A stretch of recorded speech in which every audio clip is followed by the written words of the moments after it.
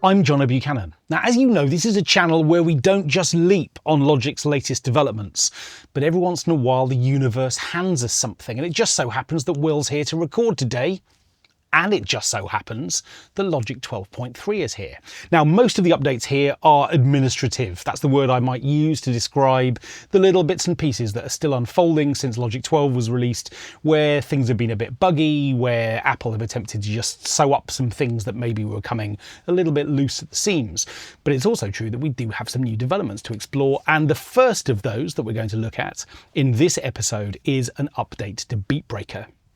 Now, I've made videos about BeatBreaker in the past, but I'm going to pretend that I haven't and just take you through this plugin again, because rather than pointing out the things that are new and the things that are old and all that kind of stuff, let's just reset and relax.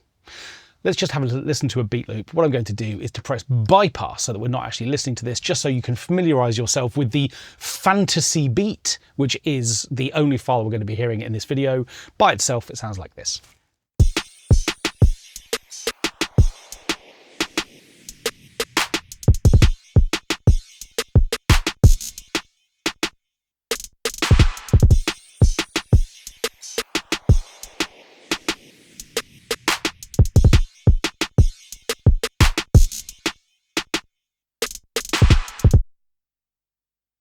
Okay, so for those of you who are completely uninitiated, what is BeatBreaker? Well, as its name suggests, it takes rhythmic content and looks to manipulate it on a kind of slice by slice basis. That's why that's a hard thing to say, because of the basis on the end. Brain getting ahead of me. Should we try that again? What BeatBreaker does, now I'm really struggling with every word, is to break up rhythmic loops in interesting ways. Let's take one example. You might decide that the slices of your loop need individual little volume offsets. You might decide that what you want to do is to have filter movement through a beat loop. You might decide that you want little moments of it to reverse or break up or play backwards even. Well, that's what BeatBreaker is for, and through a series of sort of panels or options up here, modes if you like, what we have a chance to do is to go into one parameter after another and to create those offsets that I mentioned.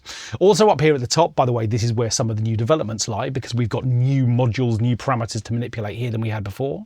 What we've also got across the top is the length of the overall BeatBreaker pattern. How long do I want that to last? So at 4 beats, it's really 1 bar long.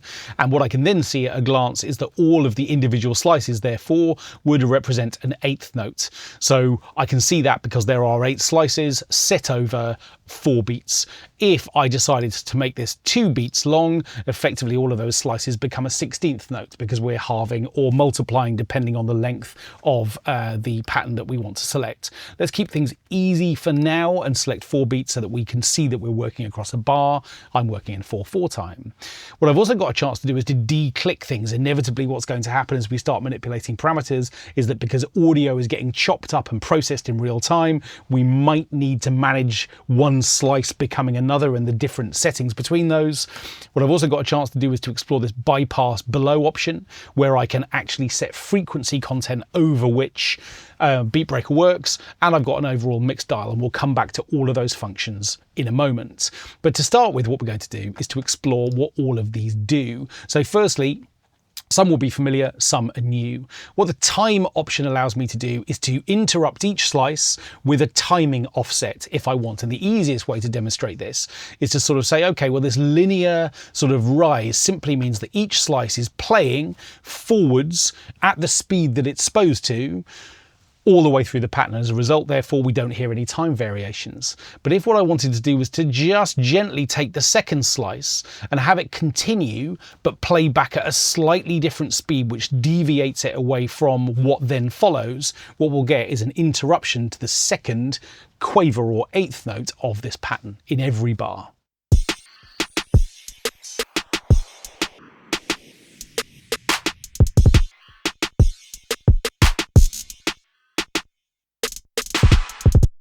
Now, of course, that's pretty subtle, but we can go absolutely crazy. We can make the lines deviate much more significantly.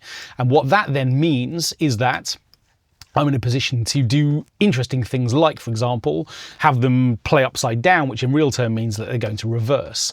And what I can also do, if I want to, is to hold individual slices so that their time almost doesn't move on, creating a kind of extended little moment. There's all kinds of stuff that I can do from a time perspective.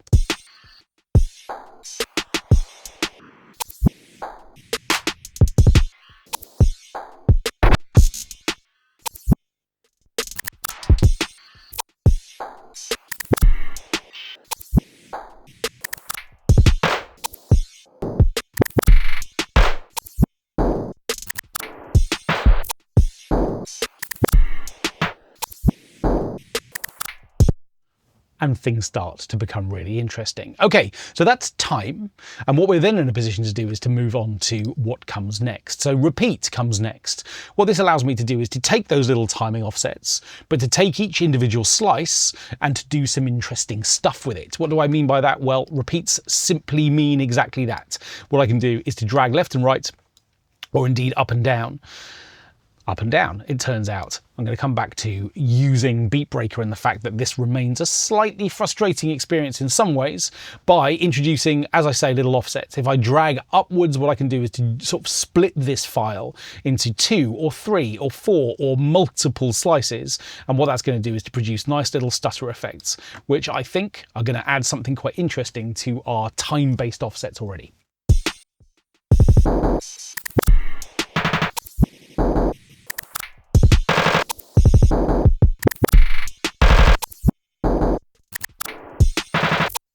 So this is the right moment to talk about the fact that BeatBreaker started life as an iPad introduction, or via an iPad introduction. It was sort of introduced into Logic for iPad. And on the iPad, the tactile movements that lead to some of these manipulations are far more tactile and straightforward than they are with a mouse. It remains a frustration that I have to remind myself whether to drag up or down or left or right, and how hard I need to drag and how dramatically those movements require that sort of tactile sort of operation. You get there in the end and good things happen when you do, but it doesn't feel, and it remains not quite as slick as I would like it to be.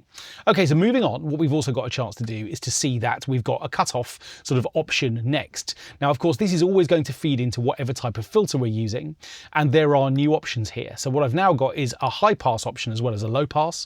And obviously what that really means is, am I letting through low frequency content and capping how much high frequency content there is?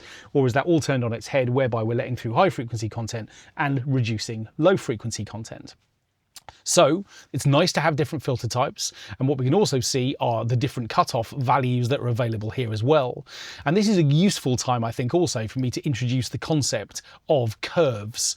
So curves allow me to take any individual line, which again I can drag left and right to create a gradient, something that allows me to, again, you can see how that little moment dragging left and right a second ago immediately picked up that line, whereas other times it just feels a bit less smooth. But what I'm also in a position to do is to create curves for these. So if I want to, I can go to any individual line that is working at any sort of a gradient and curve that so that things become a little bit more interesting from that perspective. So here is a low pass filter applied to the now time and sort of repeat manipulated beat loop. It's a crazy world.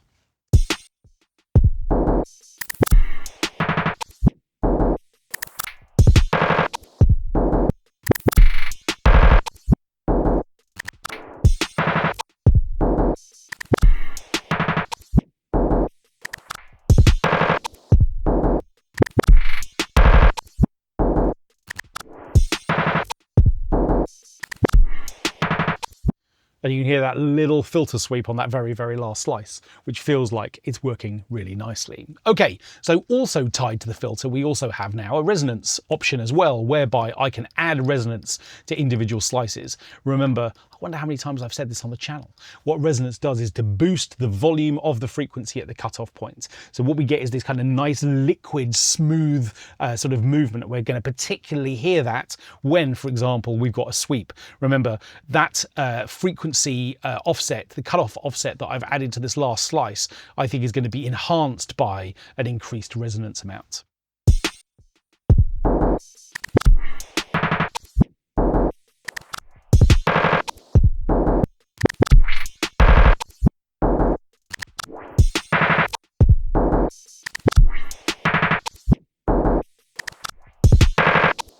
and that's nice. Okay, moving on again, what we then have is the opportunity to create volume offsets as well. So I can boost the volume. And I think that's new as well. I think before the top line was 0. Now I've got an opportunity to add up to 6 decibels of additional volume on a per slice basis. Again, what I've got a chance to do is to create ramps. And again, they can be curved if I want them to be. Otherwise, if I want to, I can just jump around creating little volume offsets from one slice to another. Now, this also feels like the right moment to introduce the fact that every single module has a randomize button. So if rather than dragging things around, what I want to do is to experiment with what might happen if I decided to randomize these slices, I can just keep pressing this until I end up with a shape that I like. And of course, what that's doing is it's randomizing the values rather than the pattern or the number of slices. And the same thing is true for all of these other different modules as well. So I can keep pressing randomize, creating new little offsets and experimenting with these things in real time. And that's going to be particularly interesting, I think, with the repeats, where, as you can see, suddenly we're going to get really dramatic changes depending on how often we press that button and what that means for the number of repeats in any individual slice. So we've looked at volume as well. And then lastly, what we've now got is pan 2. So left is at the bottom, right is at the top. And what that means, of course, is that each slice can now occupy its own space within the stereo field, which feels like a really nice addition as well.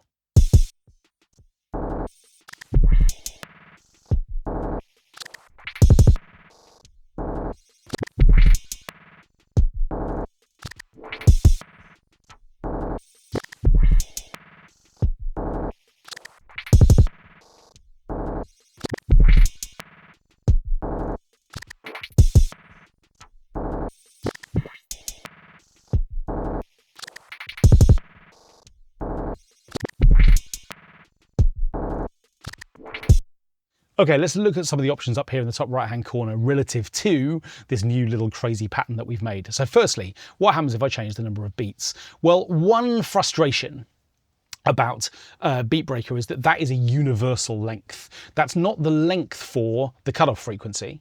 That is the length for the whole pattern. By changing it for the cutoff frequency, I'm also changing it for every other module as well. This isn't something which is specific to the current parameter. A little while ago, fairly recently, in fact, someone posted a comment on one of the videos that I made where we compared ShaperBox to some of Logic's functionality, and in particular looking at that relative to step effects. And they made the point, I don't know who that person was because they've got a cryptic name, but they made the point that actually, is BeatBreaker a better comparison? Well, yes, more now than ever before. But one thing that is frustrating compared to working with ShaperBox is the length of the pattern isn't specific to each parameter, it is specific to the entire pattern length. And it would be nice to be able to decouple those. So hopefully that will come in the future. But of course, changing the length of the pattern does have dramatic effect, particularly on things like repeats and stutters, because suddenly they are either half or double or 4 times the length they used to be.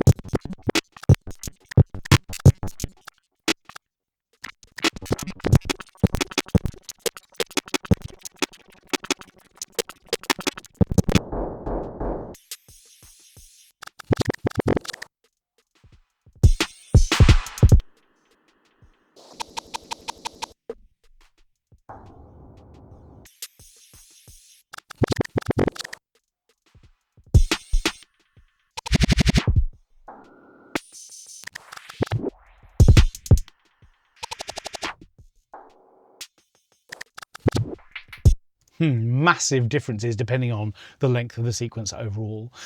The only other thing I really want to sort of just remind you about, particularly if you've watched previous BeatBreaker videos, and otherwise this will be new information, is that the mix slider up here, or the mix dial, the mix value, of course, allows me to create a parallel treatment out of BeatBreaker. Do I want to hear the original beat loop and to have this be only part of the signal? And the answer is yes, if I change the mix from anything below 100%. So at 30%, 70% of what I'm about to press play on is the original beat loop, and only 30% is allocated to all of the craziness of this. And what that allows you to do is to take beat loops and much more subtly introduce some of this manipulation to do some interesting things without completely reinventing the wheel.